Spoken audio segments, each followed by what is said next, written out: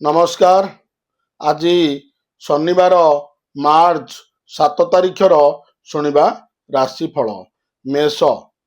ଆଜିର ଚନ୍ଦ୍ର ଭାଗ୍ୟାଧିପତି ବୃହସ୍ପତିଙ୍କ ଦୃଷ୍ଟିରେ ଥିବାରୁ ନୂତନ ଯୋଜନା ଆରମ୍ଭ କରିବାକୁ ମନ ବଳାଇ ପାରନ୍ତି। ଆତ୍ମୀୟଙ୍କ ସହଯୋଗରେ ଧାର୍ମିକ କାର୍ଯ୍ୟ ସକାଶେ ପୂର୍ବ ପ୍ରସ୍ତୁତି ଶେଷ ପର୍ଯ୍ୟାୟରେ ପହଞ୍ଚିବ। ଏଇ ଅଳ୍ପ କେତେ ଦିନ ହେଲା ଯାହା ଭାବୁଥିଲେ ତାହା ଆଜି ସୁବିଧାରେ ପାଇଯିବେ। ଶିଳ୍ପ ବାଣିଜ୍ୟ ଓ ପରିବହନ ବାଧାପ୍ରାପ୍ତ ହେବ। ବୃଷ। ରବିଙ୍କ କୋଣ ସ୍ଥାନରେ ଦେବଗୁରୁ ବୃହସ୍ପତି ହେତୁ କାର୍ଯ୍ୟସିଦ୍ଧି, ଅର୍ଥନୈତିକ ଅଭିବୃଦ୍ଧି, ସାମାଜିକ ପ୍ରତିଷ୍ଠା ଆଦି ପ୍ରଦାନ କରିବେ। ସ୍ୱାସ୍ଥ୍ୟ ବିଶେଷ କିଛି ଖରାପ ନଥିଲେ ମଧ୍ୟ ବିଭିନ୍ନ ପ୍ରକାରର ଘରୋଇ ଝାମେଲା କାରଣରୁ ମନଟା ଭଲ ରହି ନପାରେ। ଆଲୋଚନାର ଶେଷ ସମୟରେ ନିଷ୍ପତ୍ତି ବଦଳାଇଲେ ଅନರ್ಥର କାରଣ ହେବ। ମିଥୁନ। ତୃତୀୟାଧିପତି ସ୍ୱଭାବକୁ ଦେଖୁଥିବାରୁ ବନ୍ଧୁ ପରିଜନଙ୍କ ସହାୟତାରେ ଅର୍ଥ ସମ୍ପର୍କିତ ସୁବିଧା ପାଇବେ। ଅଟକି ରହିଥିବା କାମ ସହଜରେ ସମ୍ପନ୍ନ ହୋଇଯିବ। ଦୈହିକ ଦୁର୍ବଳତା କର୍ମକ୍ଷେତ୍ରକୁ ମନ୍ଥର କରିପାରେ, ଯାହାଦ୍ୱାରା କାମ ହାସଲ ସକାଶେ ଅନ୍ୟର ସାହାଯ୍ୟ ନେଇପାରନ୍ତି। ନିର୍ମାଣ କ୍ଷେତ୍ରରେ ଅସମ୍ପୂର୍ଣ୍ଣ କାର୍ଯ୍ୟ କିଛି ଅଂଶରେ ବଢ଼ି ଚାଲିବ। କର୍କଟ। ଚନ୍ଦ୍ର ଚତୁର୍ଥ କେନ୍ଦ୍ରରେ ରହିଥିବାରୁ ଆଜିର କାର୍ଯ୍ୟ ପଦ୍ଧତି ଟଙ୍କା ପଇସା କାରବାର ପାଇଁ ଅସୁବିଧା ରହିବ ନାହିଁ। କର୍ମକ୍ଷେତ୍ରରେ ପରିସ୍ଥିତିକୁ ଯେତେଟା ଜଟିଳ ମନେ କରୁଛନ୍ତି ସେମିତି କିଛି ହେବ ନାହିଁ।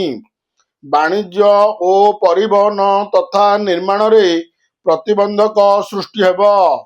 ଭୁଲ ବୁଝାମଣାରୁ ପାରିବାରିକ ଜୀବନରେ ତିକ୍ତତା ଦେଖାଦେଇପାରେ। ସିଂହ।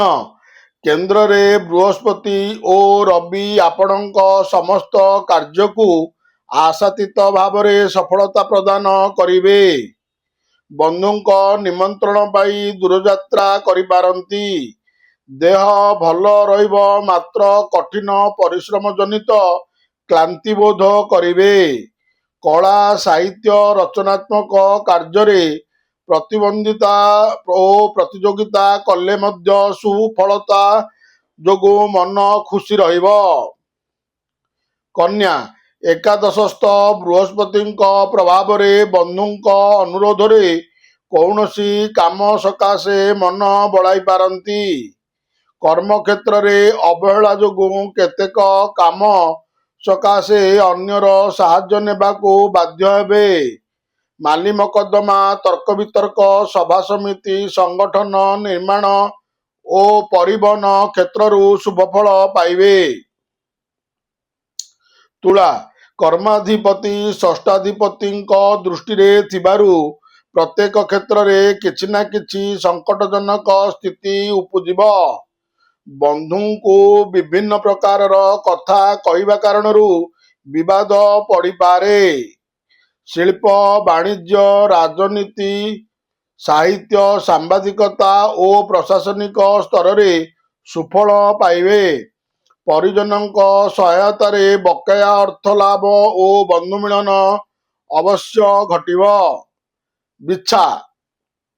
କେନ୍ଦ୍ରସ୍ଥ ରାଜଯୋଗ କାରଣରୁ ଦୀର୍ଘ ଦିନର ଅଭିଳାଷ ପୂରଣ ହେବାରୁ ଖୁସିରେ ରହିବେ। ଟିକିଏ ଟିକିଏ କଥାରେ ବନ୍ଧୁଙ୍କ ସହ ମନମାଳିନ୍ୟ ଯୋଗୁଁ ମନ ଉଦାସ ରହିବ। ଅସାବଧାନତା ବଶତଃ ଦ୍ରବ୍ୟ ନଷ୍ଟ ହେବାରୁ ଅନ୍ୟ ଉପରେ ରାଗିପାରନ୍ତି। ସାହିତ୍ୟ, ସାମ୍ବାଦିକତା, ରାଜନୀତି, ସଂଗଠନ ଓ କ୍ରୀଡ଼ାରେ ସମସ୍ୟା ସମାଧାନ ହୋଇଯିବ। ଧନୁ। ସ୍ୱାସ୍ଥ୍ୟ ସମସ୍ୟା ସୁଧାରିବାରେ ଲାଗିବ ଏବଂ ବନ୍ଧୁଙ୍କ ଆଗମନର ସୂଚନା ଖୁସି କରାଇବ। କର୍ମକ୍ଷେତ୍ରରେ ସହକର୍ମୀଙ୍କ ଠାରୁ ଭୁଲ ଖବର ପାଇ ବିବ୍ରତ ହେବେ। ଶିଳ୍ପ ବାଣିଜ୍ୟ ପ୍ରଶାସନ ରାଜନୀତି ଓ ଗବେଷଣାରେ ଉନ୍ନତି କରିବେ। ସାଂସ୍କୃତିକ କାର୍ଯ୍ୟକ୍ରମରେ ଯୋଗ ଦେବାର ସୁଅବସର ପାଇବାର ସୂଚନା ରହିଛି। ମକର, କର୍ମାଧିପତି ଉଚ୍ଚ ସ୍ଥାନରେ ଥିବାରୁ ଆପଣଙ୍କ ଆଶା ଓ ଅଭିଳାଷ ପୂରଣ ହେବାରେ ଅସୁବିଧା ରହିବ ନାହିଁ। ରାହୁଙ୍କ ପ୍ରଭାବରେ ବିବାଦ ଓ ପ୍ରତିବନ୍ଧକ ଯୁକ୍ତ କାମଠାରୁ ଦୂରେଇ ରହିବା ଭଲ ହେବ। ପରିବାର ସଦସ୍ୟ ପଡ଼ୋଶୀଙ୍କ କୂଟ ମନ୍ତ୍ରଣାରେ କ୍ରୋଧ କରିପାରନ୍ତି। ରପ୍ତାନି, କ୍ରୀଡ଼ା, ସାହିତ୍ୟ, ଏଜେନ୍ସି ଓ ସାମ୍ବାଦିକତାରେ ପ୍ରଶଂସିତ ହେବେ। କୁମ୍ଭ, ପରୋକ୍ଷ ଶତ୍ରୁତାରୁ ପ୍ରତିରୋଧ ଭିତରେ ଆଜିର କାମ ସମ୍ପନ୍ନ ହେବ। ଜଣେ ବନ୍ଧୁଙ୍କ ମଧ୍ୟସ୍ଥତାରେ ପାରିବାରିକ ସମସ୍ୟା ସମାଧାନ କରିବା ସକାଶେ ଚେଷ୍ଟା କଲେ ଭଲ ହେବ। ଆଇନ ସହାୟତା ଲାଭ କରିବା ପୂର୍ବକ କଚେରୀ ମାମଲାରେ ଆଶାଜନକ ଫଳ ପାଇବେ। ଆଜିର ଯାତ୍ରା ଅବଶ୍ୟ ସଫଳ ହେବ, ତଥାପି ଟେନସନ୍ ଲାଗି ରହିପାରେ। ମୀନ, ବୃହସ୍ପତିଙ୍କ ସୁପ୍ରଭାବରେ ସ୍ୱାସ୍ଥ୍ୟ ଭଲ ରହିବ। କର୍ମକ୍ଷେତ୍ରରେ ପ୍ରଶଂସିତ ହେବେ। ଆପଣଙ୍କ ଉଦାର ମନୋଭାବ କାରଣରୁ ସମସ୍ୟା ସମାଧାନ କରିନେବେ।